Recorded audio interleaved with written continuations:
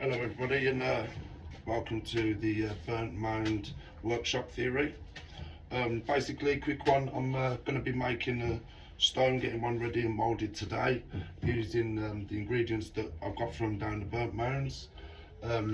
Looked across all the different sites across Europe and the Americas, well, basically across the world. Just cross-reference all the dig sites, what that was found there, and I found piles of ash and piles of silica grinded up and chert and everything basically that you need for this process. Yeah, kids playing outside, but basically what it is, I found out that you need to activate the materials. So what they was doing, there was heating the materials in the fires, like things like this chert, yeah, that's where you get your silica source from. And then there was crushing them, things like this. I don't even know what that one is actually, but also things like this shale and other things as well. We've got silica sand here. This is right from the mouth of the water, the spring, and the spring water itself is actually a high pH. I think around here it's about 8 pH, something like that. But anyway, there was burning these ingredients in there, because I haven't been able to make a kiln, but I've got these. There is a cheat code for it nowadays. So you get sodium hydroxide and you boil it, simmer it for about 2 hours with the stone ingredients in there, and that will activate them, that will open them up, get them ready to be bonded together. And then obviously we got to work out the activator. So the one activator that I have worked out is basically you got wood ash that they did with this, and then once they had burnt the lime, they'd slake the lime and they'd add some of that into it as well, and then obviously also a little bit of the silica, you know. So everything would have gone into that liquid, the water and the spring liquid. You know, the pH then gets boosted. You're talking probably, well, the wood ash, the potash probably up to about 10.5, and then once you add the slate lime, that probably boosted it up even more, probably to about 11.5, maybe 12, which is what you need for this reaction to happen. And then obviously you put the silica in there and stuff, that just helps make it a bit more like water glass. But all of that can be done by a normal fire in the garden, just as long as you keep it stoked, get it up to about 800 degrees, and everything can be done. It's not a problem. While I was down there, I also found some grinding stones. You would have used this, grind up the stones. Also I found pounding ones like this, where you would have grinding and give it a good bash, you know. But I found these shale as well, that's already pre-burnt as well, you know, so that is very brittle. I was able to just snap bits off, yeah. So yeah, but also I found this one. I actually don't know what this is at all, but once I put this into vinegar, it fizzes really bad. Well, not vinegar, but acetic acid, it fizzes like mad. But yeah, so, and anyway, also while I was down there, I found this. It was the only stone of this colour at all that I could find, right sticking in the roots, in where the actual mound is. And it just looked to me right, and I saw it. And so for me, for a start, that's too perfectly shaped. That's shaped nice, right? Secondly, I see a footprint there, right? I see all the little dips and stuff in there. You know, I see a dip here as well. But also I see like a circular thing here. But anyway, it looks small, it looks shaped, there's all smooth part there. It just doesn't look regular.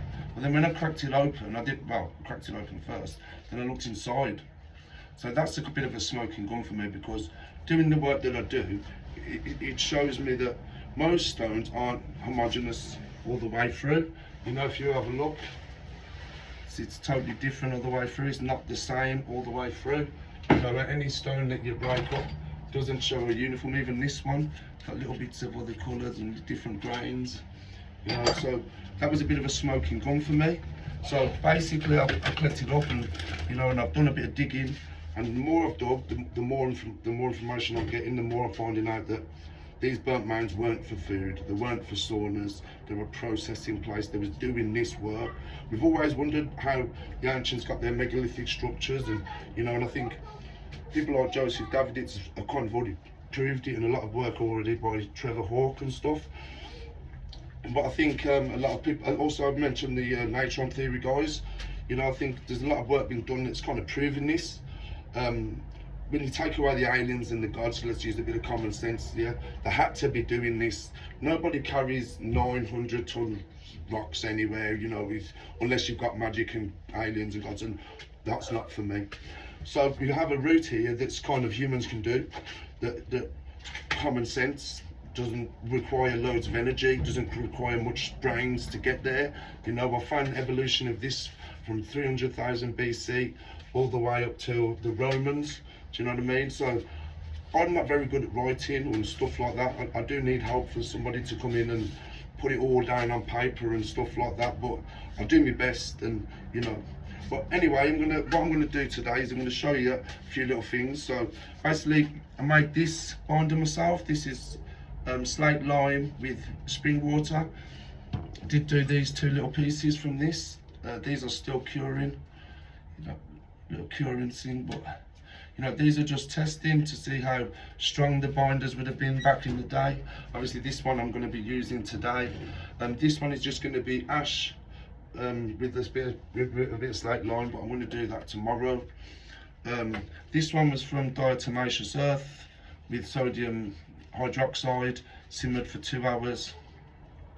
This one's very strong, you know, it's done, I think it's done about 12 freeze-thaw cycles so far, load bearing and all that. Same with these two. These two are made from sodium silicate though, the original factory made sodium silicate. Very good, very robust material there as well. But yeah, going forward, we're going to start. I've got a mix prepared already here. This is obviously all the stuff that I found down by the river. So we're going to get this all in here. I've got my mould ready there, and we're going to pack it in and see how we get on. I'm going to take this out now. I'll show you what it looks like. So nice fine powder there. And that's what we're going to be putting into this, yeah. A bit of dolomite. There's a little bit of quartz in there, silica sand, just all the stuff that I've crushed up myself on the pestle and mortar, you know, the ancient way. The only thing I haven't done is done the fire. I mean, I can't be digging up my garden and making fires, let's put it that way.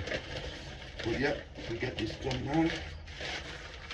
So basically, the reason why I got into this is because look, I sat there for 30 years, just doing history and sciences and different stuff and that, and I just got a deep interest in it.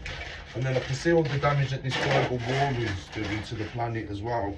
And I just got fed up of sitting on my bum and not doing anything about it. So this is what I've done. I believe that everybody needs to do a contribution. I'm not one to get the old litter picking going on. So yeah, this is me. I don't even really like talking on this, but I believe this is a message that needs to be got out, because people in poorer countries, this is simple for them. They can just go out and go, you know what, I'm going to make a fire, I'm going to get those materials, heat them up, mix them with a bit of spring water and a bit of wood ash and chop the good, and you can make yourself a hut. So this is for them guys there. But yeah, we need to get this mix on now. I haven't done this mix before, so it's all brand new to me. The same as well as use. I've got a bit of this already over here.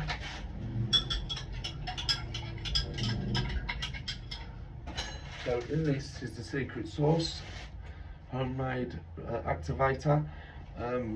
It has got tallow in it as well, which helps the waterproofing loads. Okay, going to be careful. So what you're trying to do is get it to like a damp sand, so you can pack it in. You know what I mean? Then you seal it, cover it, leave it. The ancients would have probably wrapped it up in like skins or something, you know, to seal it in for a couple of days. You do need to let the chemical reaction set. You don't want a skin coming over the top, because then you just get like a sausage. But yep, here we go.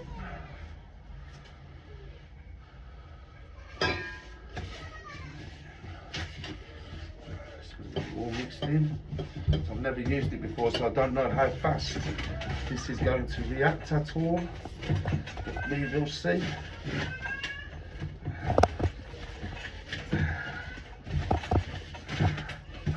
Very pungent. It's actually a nice smell from it, to be honest.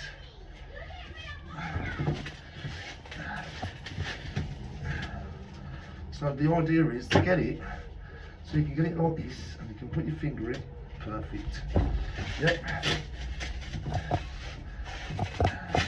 And make sure it's all in there. The base not a minute. Get it all nice. And we got that, yeah. Once you got it all nice like that, put your finger in, and that's all good. Now when you pack it in, you want to do it in layers. So little layers. Because you do not want to trap too much air in between it, because as we all know, air doesn't help waterproofing and heat and stuff like that. But the bigger you do, the more layers you've got to do. I always like to leave a bit extra so I can make a little handpiece out of it, because I do not like having to wait. I can take this off. I don't like having to wait to see how it goes. Very impatient. I don't think I've ever let one cure properly yet, but it is what it is. Yep. So we're getting there now. You can feel it setting already. You can smell it as well. Get that all packed in nice. Doesn't look like I've left myself any, to be honest. Just leave a bit in the box, I think. Okay. Alright.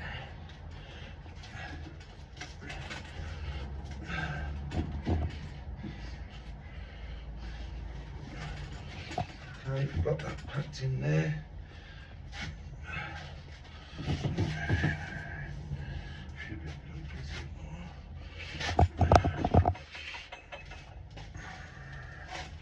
Okay, so we've got that there. I'm going to cut it down a bit now, cover it over with this, put that on, give it a little roll, and then I've only got this to push through, so I'm going to just put this on there.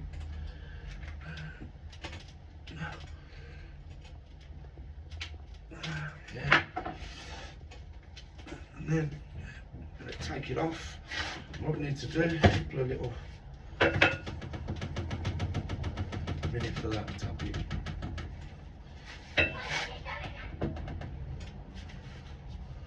What you're looking for when it comes out the bottom, there's a little bit of juice that comes out of the bottom. That's perfect. But anyway, yeah. Any questions? Anything? And give it about 7 days, and I'll let you know how we get along.